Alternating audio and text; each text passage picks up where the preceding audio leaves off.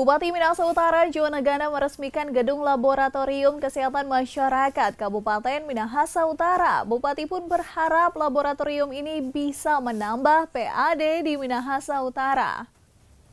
Pembangunan laboratorium dari dana alokasi khusus Kementerian Kesehatan tahun anggaran 2024 dengan total anggaran 7,7 miliar rupiah diresmikan Bupati Minahasa Utara Jonagana.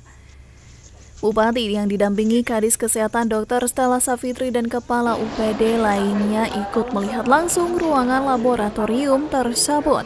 Bupati pun berharap kedepannya dapat berkontribusi aktif dalam peningkatan derajat kesehatan masyarakat dan bisa dijadikan salah satu sumber pendapatan daerah lewat PAD.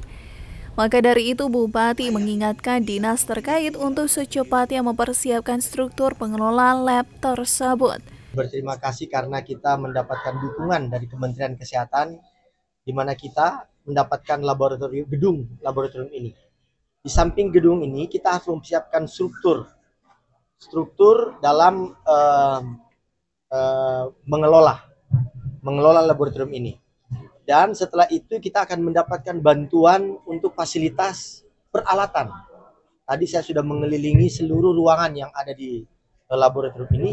Ini laboratorium cukup besar dan ini akan menjadi salah satu potensi penerimaan asli daerah PAD.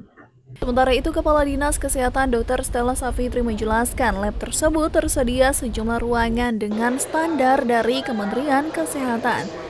Itu sudah ada dan sudah ada juga izin operasional yang ada, maka dari Kementerian Kesehatan segera menghibahkan semua alat-alat yang ada sesuai dengan yang sudah disiapkan. Di mana ruangan-ruangan yang ada itu ruangan administrasi, ada ruangan pengambilan sampel, ada ruangan laboratorium mikroba, ada ruangan kimia, ruangan dan lingkungan, dan ruang steril dan dekontaminasi. Dan juga semua fasilitas ini sudah sesuai standar yang ada.